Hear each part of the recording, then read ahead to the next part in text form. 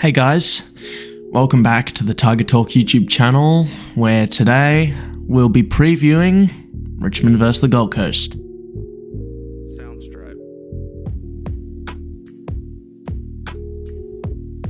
Now this is a game that 6 months ago, even a year ago, you might have thought, easy win, pencil it down. But last year we lost to Gold Coast, going in heavy favourites down at the MCG. This one's at Metricon, which is a bit of a fortress up there. You've got a good, spirited team in Gold Coast who will be hungry for a win after, I think, 2 weeks of narrow, agonising losses, and they've looked like a very drilled football side. Stewie Dews just got a contract and he's coached like a man who has a lot to prove. And I think they'll carry that same momentum onto this week, so it's a game that should not be taken lightly. I didn't do a preview/review for the West Coast game, but I didn't think that we were gonna torch them like we did earlier in the year.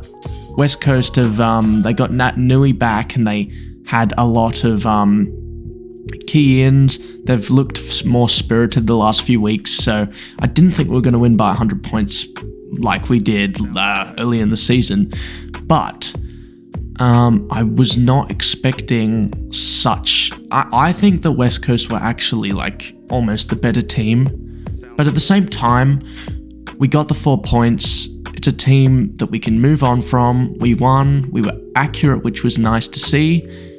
So we'll take the 4 points, thank you very much, and we'll move on to the next game. But the clearances were a bit of an issue. Look, I think Nankervis had an off game. Soldo, I wish we'd drop him. He's actually been pretty poor for us. And I thought Gibcus was pretty poor too, which, even though he kicked that, amazing goal, he's out this week, which is nice. I actually think that he could do with a couple of weeks in the VFL. He's had some poor form. He did a few things in that game which made me raised a few eyebrows. But obviously I think Gibcus is going to be star. I love Gibcus, but Ben Miller has had some really good form in the VFL.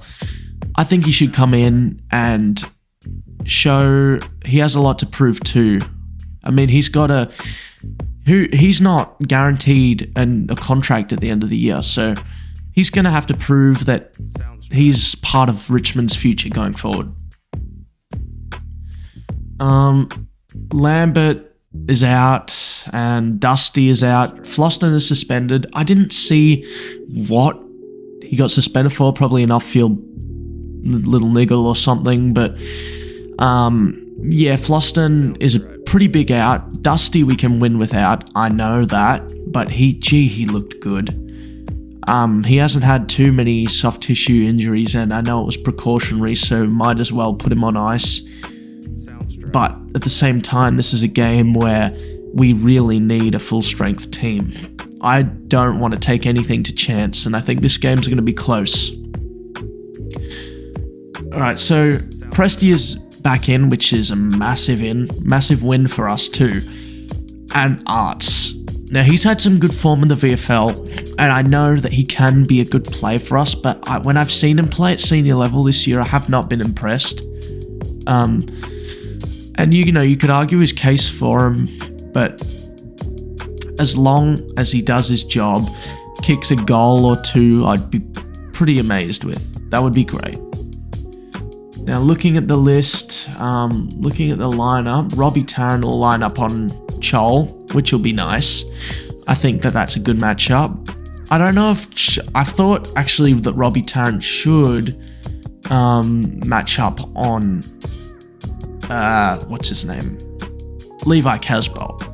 I think that would be a better matchup, and that's subject to change. I'm sure he'll gravitate to him though. They're just that same sort of build, same player kind of type, Chol's a bit more athletic, gets up the field a bit more. Tarrant seems to be more deep, so let's hope for that. G. Pickett looked great, didn't he?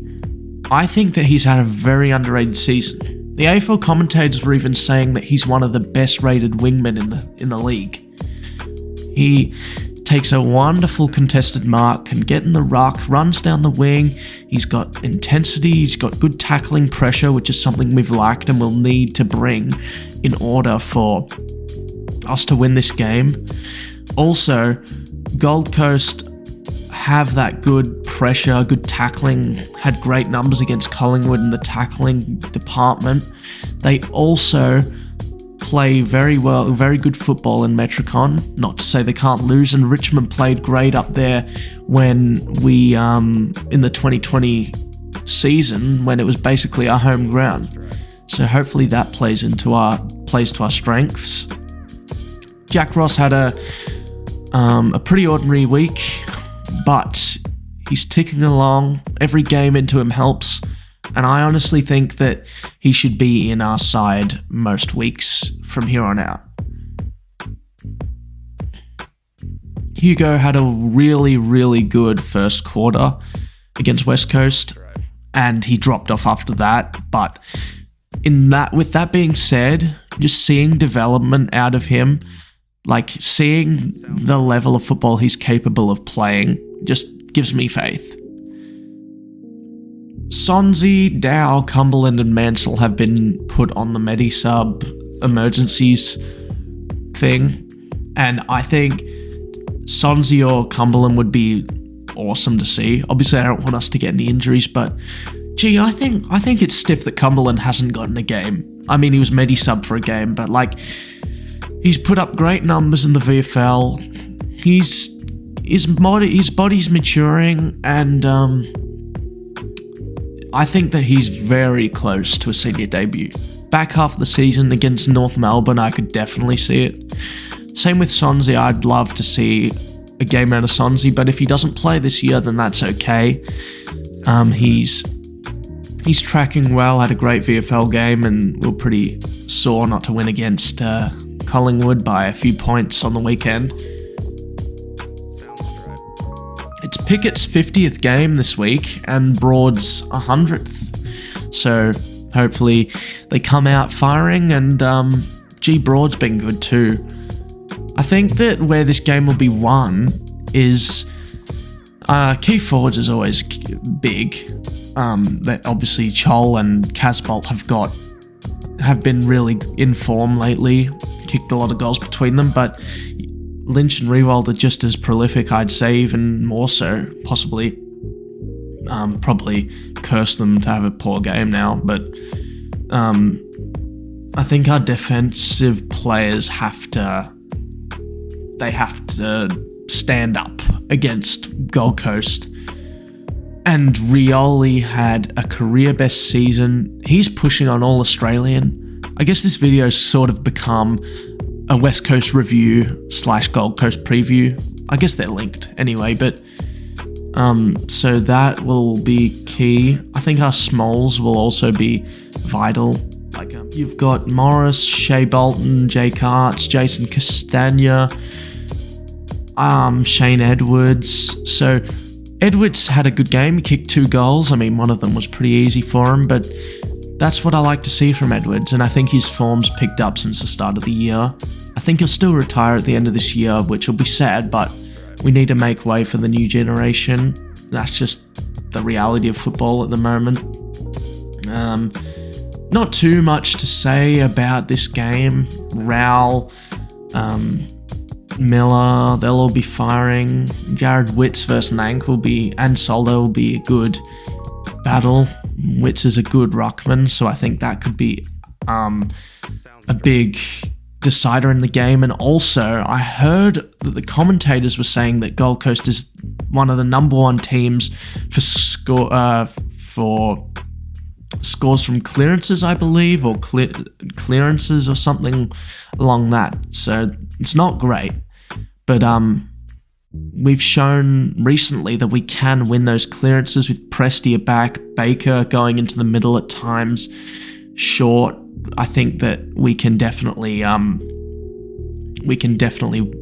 muscle that aspect of our game back. But against West Coast, you just saw that our real true game lies in the rebound 50s with Riolis, your Bakers, your Broads intercepting and firing off at the forward handball, which is iconically Richmond.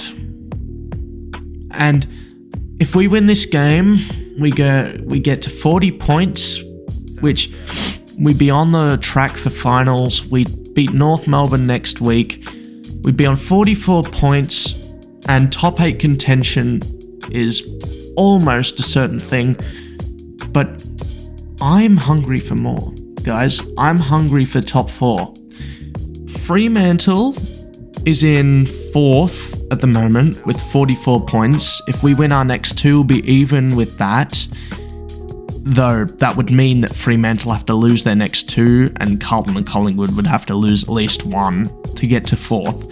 But that's doable, and it may not happen in the next 2 weeks. But after that, we have Fremantle, which is a big deciding...